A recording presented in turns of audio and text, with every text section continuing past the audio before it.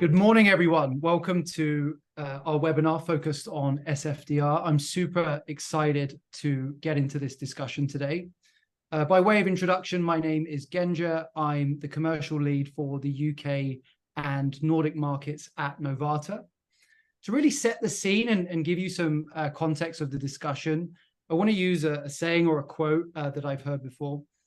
And it goes something like, you know, a smart person learns from his mistakes, but a truly wise person learns from the challenges faced by others. And I think today we've got a great opportunity to speak to and learn from some very experienced practitioners across different backgrounds, investment strategies, levels of ESG maturity, and how they've been exposed and experienced SFDR requirements in the previous reporting cycle, but also what they anticipate for the future.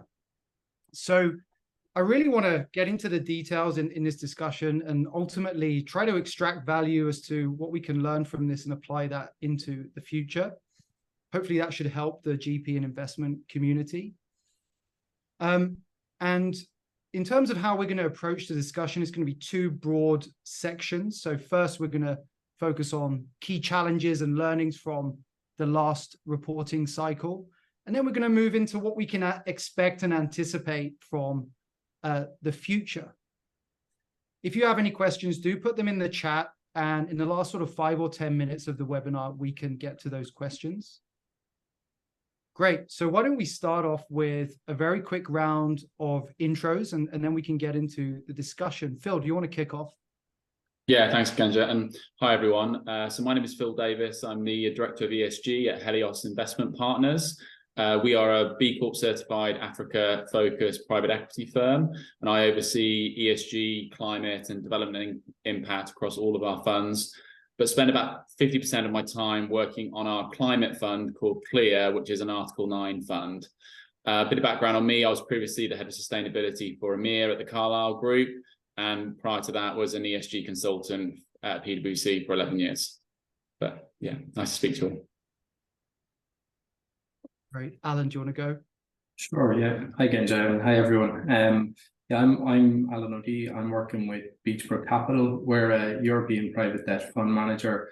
We've been around since 2008, and over that 15-year period, we've remained focused on the lower mid-market and SME space across Northern Europe and the UK.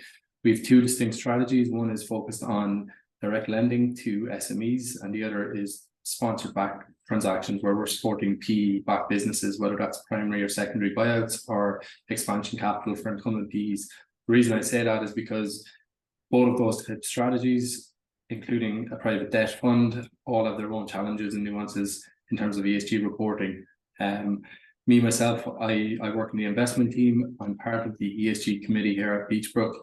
We, alongside a lot of our peers in this area of the market, we don't have a dedicated ESG resource. It's the investment team working together to kind of implement the guidelines from SFDR and ensuring that ESG is integrated into our investment process.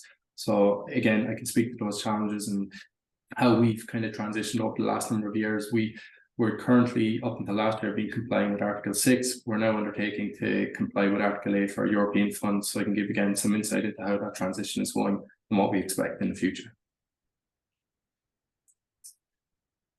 And last but not least, Emily. Good morning, everyone. My name is Émilie Vic-Despointes, and I'm ESG officer at MV Credit. So MV Credit is a private debt investment fund headquartered in the UK, but with teams in Paris and Luxembourg as well. We invest in LBO-backed transactions, so alongside private equity sponsors, and we invest both in senior and subordinated tranches of the debt. As ESG officer, I lead and coordinate any ESG-related topic, from reporting and making sure we comply with the regulation, but also how we integrate ESG alongside the rest of the analysis process, the communication with our investors, understanding their needs and requirements, and the development of potential new products. As for my background, I started my career career in the investment side. I was for a short period in private equity, then I was a credit analyst in leverage loan. And while I was analyzing some loans, I slowly transitioned towards ESG while integrating ESG into the strategy, and I have decided to focus 100% of my time on these topics. Great stuff. Thank you, everyone. And great to hear such a diverse range of experiences and journeys that people are on in for ESG. So let's dive straight into the deep end with our first question. And I want to know, what was the most challenging part of SFDR last year? And how do you plan on alleviating that pain point next year? Emily, I know you've got some interesting points on this one. Let's start with you. Yes, sure. SFDR is a strong and important regulation, and I think it's a very good thing that it came into the markets to provide more transparency for the investors to be able to compare one asset manager with another one. However, it's very new for everyone in the market, and everyone is learning by doing. And I think that one of the big challenges we've lived is the constant update from the regulator. If I can give you an example, we had to put everything in place to produce our periodic reports by end of December 2022. So everyone internally spent a lot of time to make sure we do things the right way, to make sure that we draft our disclosures in line with the templates provided by the regulator. We managed to do it by end of December, and 21st of February, so less than 2 months later, the regulator came back with an additional with a new template with an additional couple of questions. So it's not a huge game changer. However, we needed to reopen everything, to rework, so spend time, spend money, because we need to work with lawyers that give a stamp. And once done, we need to recontact our investors to send them the updated version explaining that regulation has changed, and sometimes educate them on how and why. So this was a challenge, and there is actually an ongoing consultation, that has closed before summer, but we are still waiting for the European Commission to come back on it and detailing if we will need to do things differently next year or not. So we might again adapt what we do and how we do it. So this is a big challenge. And the second one, I would say, was a misalignment between the different regulations or the different timelines, because we need on an annual basis to produce our periodic reports that basically are the answers to the pre-contractual disclosures to explain that we're in line with what we disclosed initially. And the regulation said that we have to do it by end of June each year. For that, we collect a set of data, we produce analysis and information. And actually, this periodic report needs to go as an appendix of the financial statements of the funds. And these financial statements need to be produced by March or April. So we're definitely not able and not ready in March, April. And I can already say today that next year it's going to be the same, because in March or April, we won't have the right data to put in our report. So it would be an almost empty report at that date. And so what we have as a solution is put a placeholder in the financial statement and come back by end of June to the investors with the periodic report with the right appendix. So on this specific topic, we just need, I think, to have discussion with the stakeholders internally, with the auditors as well, producing the reports, just to explain why we cannot meet their deadline, and be transparent, basically. But it won't be different next year. Thanks, Emily. Phil, I know that you're aligning with Article 9, and there's been a lot of noise in the market about, you know, declassifications and all the sort of complexity and challenges around that. So very keen to dive into that from your perspective. Yeah, no, absolutely. So for a little bit of background and context, so I think we're at a slightly different stage to Amelia. You know, we launched, so for example, we haven't done sort of periodic reporting as yet. We launched the fund at the start of this year. We haven't made any investments as yet.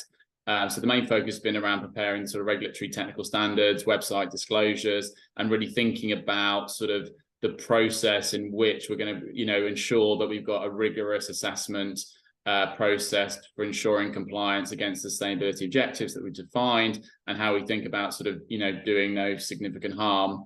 I think to your point, Genja, about sort of, you know, what do I see in terms of the future for Article 9 funds, you know, and the declassification, I think a lot of that has probably been driven by actually Amelia's point at the start, which was that the regulator wasn't particularly clear on what the requirements of the regulations would be. And as more clarity has come through and guidance has come through about what it actually means. So, for example, 100% of investments, you know, that are Article 9 have to basically align to the sustainability objectives. You know, that wasn't clear sort of 12 months or so ago. So I think a lot of organizations have had to sort of reevaluate the classification, which has maybe driven why there's been sort of a change. In terms of moving forwards, do I think there'll be more Article 9 funds, and that sort of number, you know, I think it's maybe 5% or something currently, will increase? I do think that will be the case. I think as we start to see, you know, less acknowledgement that there is a trade-off between sort of impact and commercial return, and that actually these types of investments hopefully can deliver, you know, commercially competitive returns, that actually will see more money being poured into these areas, and therefore, as a result, probably see more Article 9 funds into the future. Great. Thanks for that, Phil. Alan, what's your view on the challenges?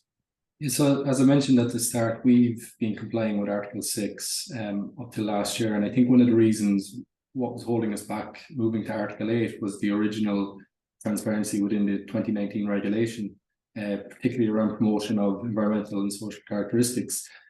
We weren't exactly sure what that meant, how many characteristics should we disclose, how many indicators should we analyze. And I guess the release of the regulation technical standards last year then provided a bit more clarity on that, and specifically within Annex 2 of that regulation, you can clearly understand that you need to measure indicators here to attain the social and environmental characteristics that you promote. So that kind of provided us with more clarity. We've then taken that approach by working with partners to identify what are the indicators here really that the industry expects. You know, how realistic are those indicators in terms of being measured? As I mentioned, we focus on the lower mid-market and the SME space, and gathering that data can be challenging. And as Amelia outlined at the start, it's not just about pre-contractual disclosures. We're talking about periodic reporting here, where you need to measure those indicators on an ongoing basis and see how they compare to the pre-contractual disclosures. So that's what's been holding us back. The RTS has definitely helped our approach, but it's still a journey for us, and we're still getting to that stage of what to include in the pre-contractual disclosures. The other factors within the RTS then as well, you know, you're talking about, do we consider principal adverse impacts, and we are going to consider these now in our pre-contractual disclosures. But again, our understanding is that the requirements, we'll say under Article 4 of the 2019 regulation for principal adverse impacts, and specifically Annex 1 of the RTS, that's quite onerous on FMPs. You know, you're talking about 14 mandatory indicators, or 16 actually now, just two additional. that's not required from what we understand under Annex 2 when you're talking about promotion of environmental and social characteristics. But that's something that we need advice on. It's not very clear for us. And then finally, there's questions about sustainable investment within whether a fund is Article 8 or Article 9. You need to understand the regulation, not just the SFDR regulation or the RTS. You need to understand the EU taxonomy regulation in 2020, because they're all interlinked, and therefore having the capacity within an investment manager to undertake these roles can be challenging, particularly when you're not a firm that's big enough to have a dedicated ESG resource. So that's one of the challenges that we have. We completely accept and agree with the objective of SFDR. I think ultimately having a transparent categorization of products will actually give investors confidence and will ultimately benefit the industry as a whole. So we completely agree with it. We're willing to incur the costs, but it is challenging. Very interesting. I think the common theme that I'm hearing is a lack of clarity, a lot of uncertainty, a lot of unknown.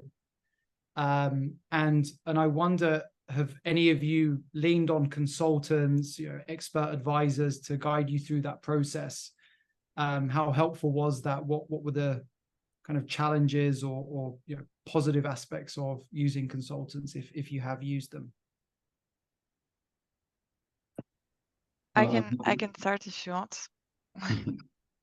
On our side, at the very to tell you the story of how we worked at the very beginning, we had some relatively defined templates from the regulators. So I was intending to try and do it internally on our own. I rapidly found out that we would need some external support just to make sure we are aligned with the expectations from the regulation, and that we comply with it. First, I contacted some consultant external advisors, which actually didn't turn out to be the right, for us at least, the right contacts. And in the end, we've worked hands on hands with lawyers focused on ESG. And it turned out that they have the legal understanding of the regulation and were able to drive us, to challenge us on, to make sure that what we include in the statement, so in the pre-contractual disclosure, for example, is reliable with what we actually do every day when we look at a transaction, how we can promote the environmental and social characteristics, for example, and give us comfort that we actually are able to classify one product as an Article 8.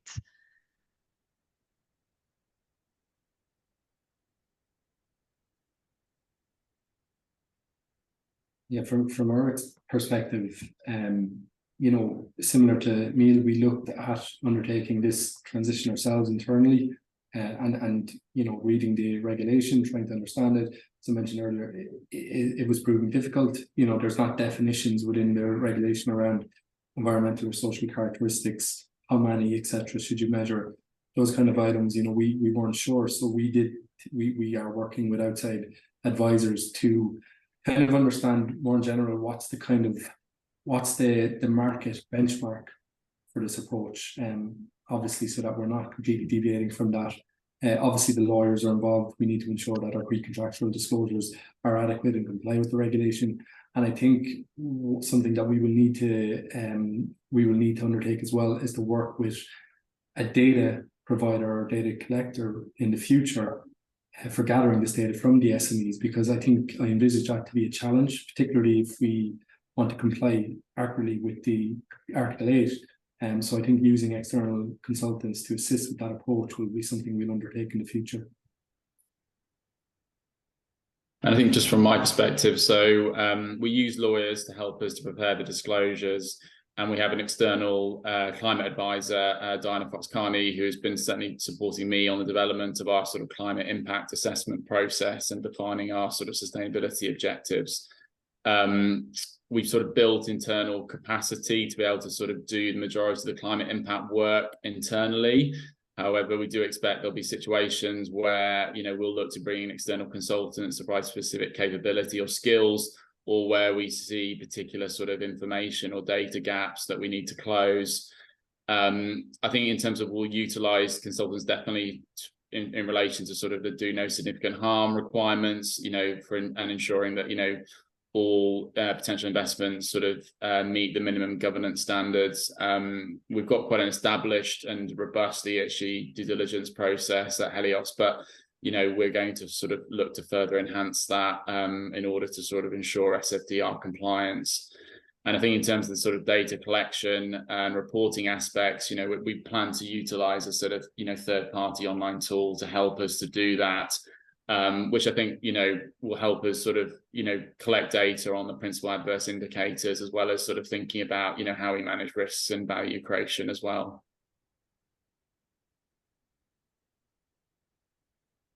Great. I think I'd like to dive into surprises. Of course, with regulation, the last thing that you want is a surprise. So hopefully if we can maybe address any surprises that you faced in this process, that could help others. So if the group could talk about a big surprise that they've sort of had to deal with in the process, that would be helpful.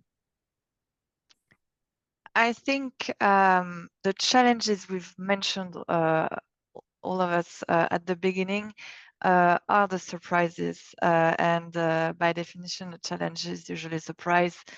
The fact that the regulator came out with updated templates, the fact that we discovered at some point that we're not aligned with our financial statements because we're not able to produce our reports in due time because the deadline was not the same. I mean, these were the surprises of this year. Now we know, and we'll manage to deal with this next year. But on my side, I think I have addressed the major surprises. Yeah, and I think from my side, I think, you know, the thing that maybe it's not surprised me, but just, you know, we've had to sort of work through is just, you know, how descriptive, you know, you need to be about your processes. You know, it's going beyond, you know, quite substantially what, you know, was required before.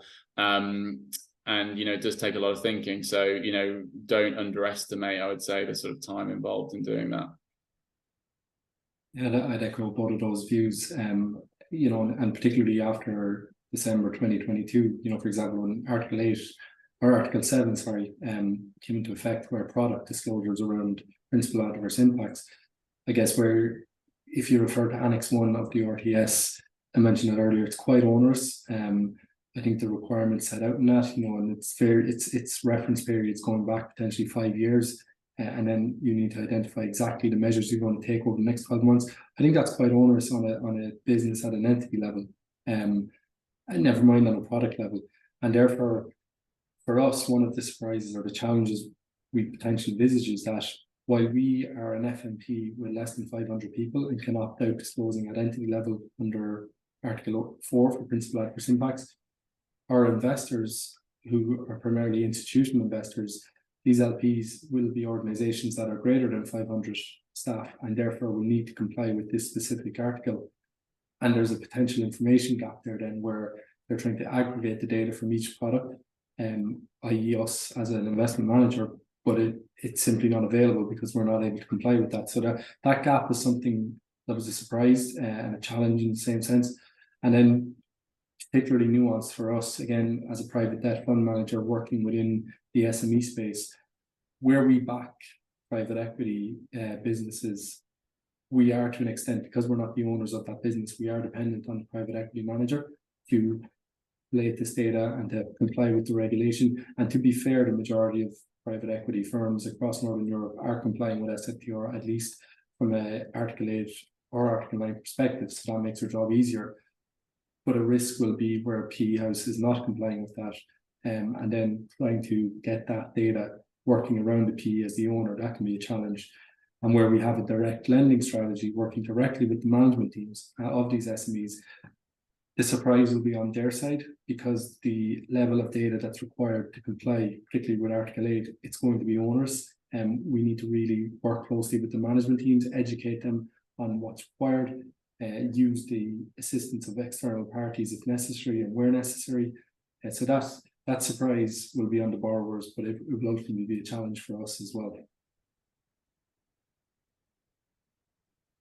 Very interesting. And is there anything that you would change for the next reporting cycle or over the next 6 to 12 months?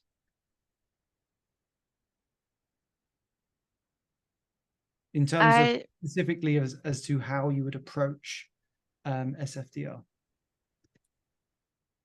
SFDR specifically, I would hope for a year of statu quo, just because in order to publish all the required reports, we have lots of internal procedures in place. All the teams are playing the games, all the teams are involved.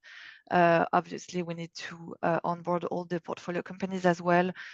We collect a lot of data. We produce some reports alongside the SFDR specific reports. And now that we have procedures implemented, for the benefit of everyone, including our investors, I think that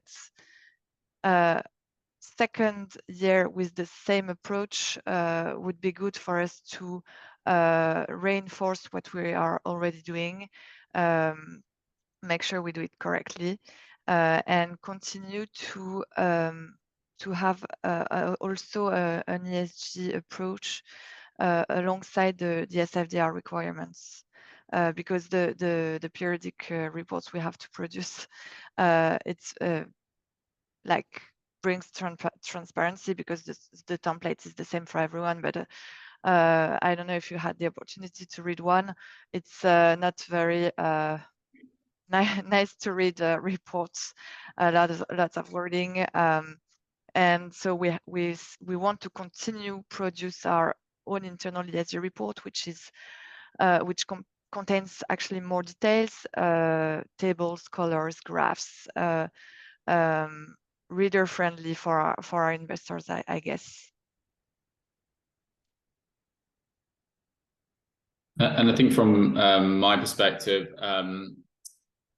we've been collecting ESG data for a couple of years now, many of which are aligned to the principal adverse indicators, because I could see this would be something that we'd have to start thinking about. But there were some metrics which at the time I didn't focus on, for example, water usage, waste usage, which weren't at the time particularly materially important to our companies. And I think, as we move into 2024 and as the Climate Fund makes, investments, we will have to start thinking about how do we collect that sort of data and information, which, for a sort of purely based office-based company where it's not submetered or they know the volume of waste they dispose, etc., we're just going to think about ways of actually, being able to provide and report that sort of data.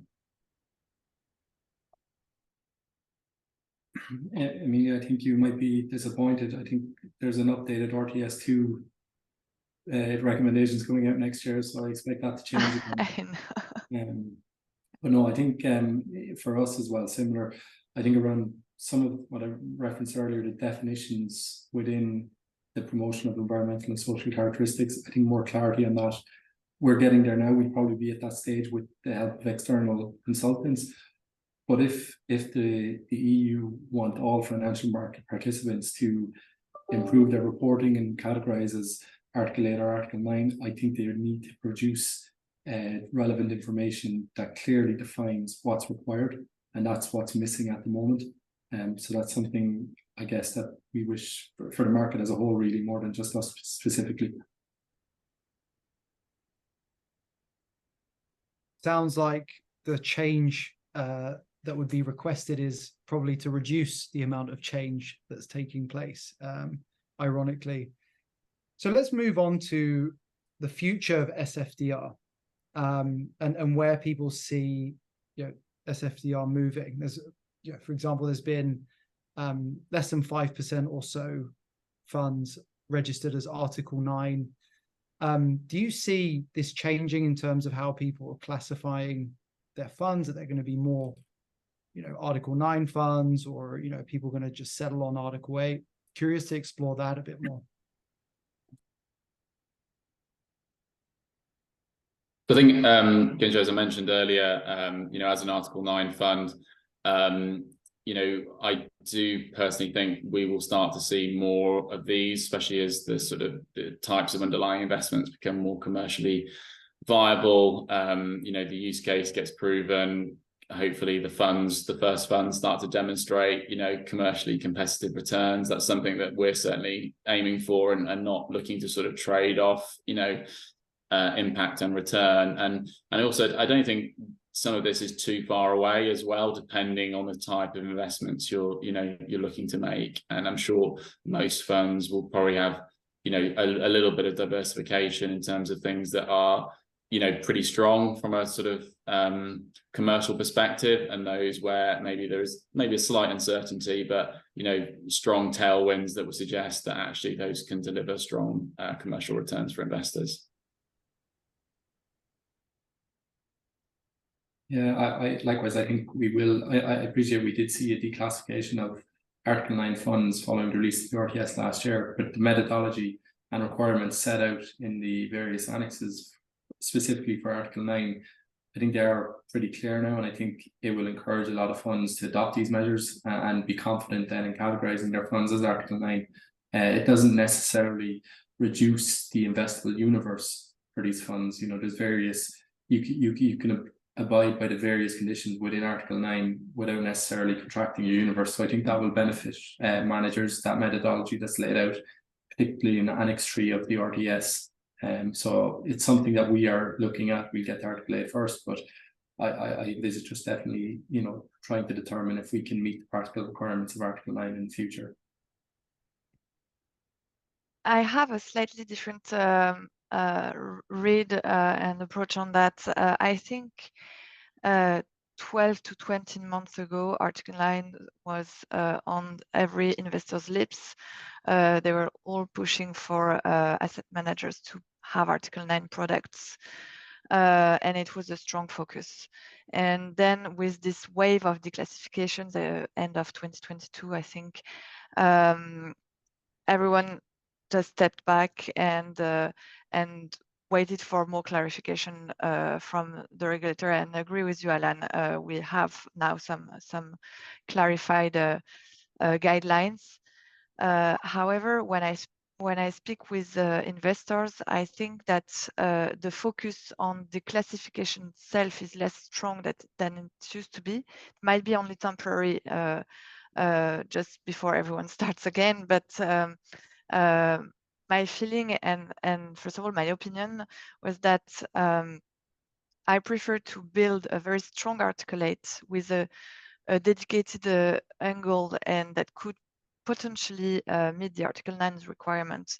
And if necessary, if it's a strong matter for our investors, then we would definitely do it. But I prefer to focus on the tool and methodology we developed to assess the eligibility of our assets for a specific strategy, rather than focus too much on a classification of a product.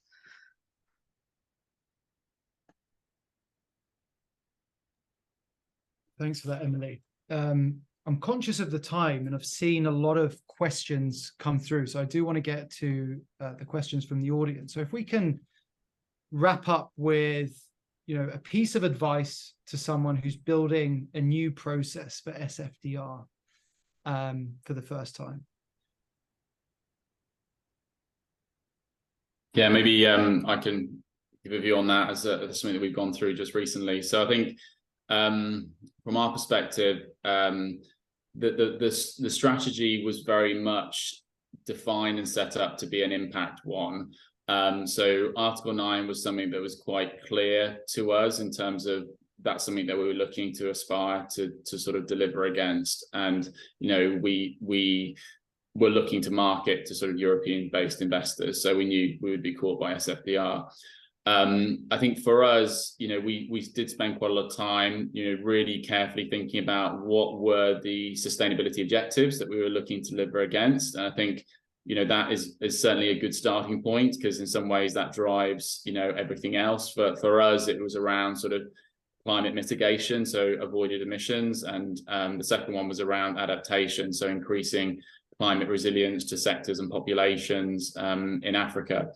So once that we sort of defined those, we then went about the process of looking at, okay, how are we going to sort of be able to demonstrate how we're delivering against those objectives? So whether that's at the due diligence stage, when we're evaluating the companies, to show how we believe these companies can deliver against those objectives, to then actually thinking about what are the metrics that we want to sort of use in order to show progress as well.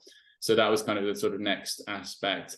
I think some funds have set targets, whether from a climate perspective, if you're a net zero type of fund, that's something that you could potentially look at as well. I think for us, because we're in Africa focused investors, we looked at whether we wanted to put a target or specific number to things, but we also wanted to be cautious in our approach and not over or have a target that we didn't feel that we were 100% confident that we could deliver against, bearing in mind this is all so new.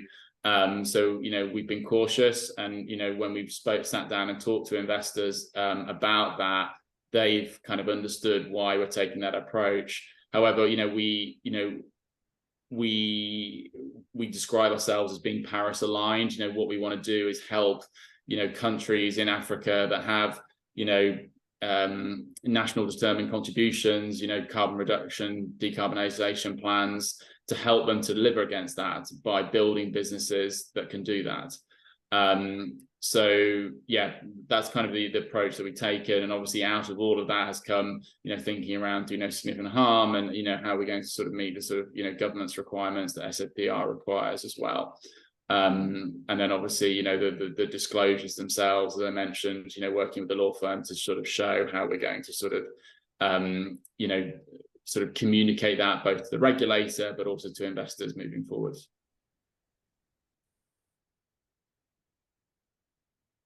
Yeah, from my perspective, I think, before you even commence the process of aligning with whether it's Article 8 or Article 9, I think you need to ensure that in your organization that ESG or sustainability risks are fully integrated into the conventional investment analysis approach. There's complete buy-in from senior management within your company to implement this strategy. And I think having a focus on, good governance practices, I think that really overlaps with standard investment analysis processes. So having those in place are critical. And then I think when you get to deciding which category you want to fall into scope with, you need to identify the environmental or social characteristics that you want to promote, or you need to make sure that you can actually make sustainable investments, that you can reach the targets that you agree with your LPs. And then with that, look at the data collection. How realistic and how practical is it for you to meet these characteristics or measure these characteristics? Is the data retrievable from the companies that you invest in? Look at your systems and processes in place around that. So I think that's essential, that you need to be practical in your approach, while ensuring that you comply with whatever you're disclosing in your pre-contractual documentation. I think Phil and Alan have made a very good job, and so if we want to save at least 5 minutes for the question, I might not elaborate on that. Just maybe mention that I really agree with the last point from Alan. SFDR is the outcome, the output, I would say, but the most important thing is to make sure we have strong procedures in place internally to make sure we have sustainability analysis in our investments. Great, thanks for that, everyone. Yeah, let's move over to some questions here. So the first one I can see is, our company has arrived at a problem, as in many instances, the data used to report PAI scores and other SFDR reporting standards was significantly old or outdated. Have you noticed similar outdated data with your data provider? How do you feel? How do you deal with this when formulating the report, and do you mention it in the disclosure? I don't know exactly what's the background of the person who asked this question, but we operating in private market, we cannot rely on the big data providers such as MSCI, Sustainalytics, Vigeo, which would have all the required data available directly for us. Hence, we need to collect the information with the support of external supplier as well, but to collect the data directly from the borrowers, from the portfolio companies, and they are we ask them data as of a specific date, and they communicate everything that they have. They not necessarily calculate or disclose every required information. But in that sense, we haven't experienced outdated data issues, since we're the one driving where we collect what data we collect from the borrower and at what specific dates. I don't know if it answers the question, to be fair. Phil or Alan, do you want to add anything, or should we move to the next question? I don't have any experience in that particular challenge. So no, it's not something I've come across either. Generally, the data that we collect on either a quarterly or annual basis, and I haven't come across data that's been reported that is, you know, outside of those reporting timelines. Helpful. Good to know. We've got another one here about the relationship with LPs. So could we address the topic of LP expectations and communication preferences, particularly how to balance out perceptions and burdens for LPs, funds, portfolio companies? LPs benefit from investing on Article 8, 9 fund in terms of reputation, but are not aware of the burden and amount of resources required by funds to put the disclosures together, and constantly required data from portfolio companies, and the burden on the latter to produce all ESG information. Who wants that one? Yeah, maybe I'll just go first. So I think from my perspective, in terms of what SFDR and Article 9 has provided us, I think it's provided us with a good structure to make our process robust and comprehensive, which the feedback that we've received from sort of potential investors during sort of due diligence meetings has been really positive, which is good. And so I think that's been a real positive step. I think obviously from a data reporting perspective, we've not quite been through that process in the same way that, for example, maybe Amelia and Alan have, but you know, we do report ESG data to our investors. And you know, the slight challenge I find personally anyway is that there isn't still a consistent set of metrics that, you know, investors report against, and it does seem to evolve year on year, and you know, new things come through, and there's always a bit of a surprise there, and then you have to sort of try and get that data if you can. But I think, you know, initiatives like the ESG data conversions project are certainly helping to sort of, you know, as well as regulation, like I said, they are helping to sort of standardize some of these metrics. Yeah, we've been reporting on ESG data to our investors for the last number of years on a quarterly basis. But I think, to echo Phil's point, I think the release of the RTS, and particularly Annex 4, which is the periodic reporting, that puts a discipline and a process now on the investment manager. And I think that will become very transparent for the investor. When they're reading these periodic reports, they can compare to the original disclosures in the pre-contractual documentation and really understand if the manager is making progress in terms of the characteristics that they promote. And that's obviously specific to Article 8. So I think that's definitely a benefit. What I mentioned earlier, the one risk I think relating to an information gap between LPs and GPs is where the GP is considering principal adverse impacts where the GP is not considering principal adverse impacts in line with Article 4 of the SFDR, because there are less than 500 people, but the LP is an FMP with more than 500 people, they need to comply with that disclosure, and therefore there is a potential information gap there, and it's a risk I think that investors need to be aware of.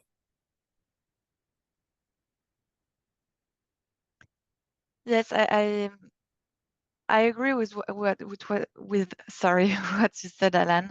I would also say that communication with LP is key, in the sense that we communicate reports that first can be regulatory requirements, like on SFDR, the periodic reports, but also the internal reports that we want to produce to highlight the performance of the portfolios in terms of ESG, the evolution of the performance as well. But I think communication with LPs also help us drive our strategy, identify where we can improve ourselves, and trigger what additional analysis we need to perform. Just to give you a specific example, we have, and I guess that's the case of everyone, but we have lots of investors focusing on climate, so very focusing on the E of ESG. And it's become material to them that we are able to assess the climate risks, so the physical risks and the transition risks of the portfolios and the underlying assets. And so this was the signal for us that we need in 2023 to focus on these requirements. And this helps us to prioritize, because there are lots of things we want to do. The market is evolving very fast. And in that sense, the communication with our LPs is very valuable to make sure we do the right things and develop or implement additional analysis. Thank you, Emily. Looks like we're at time. There's plenty of questions left. Unfortunately, we can't get to answer all of them, and we'll try to coordinate with the PE Wire team to answer those questions separately.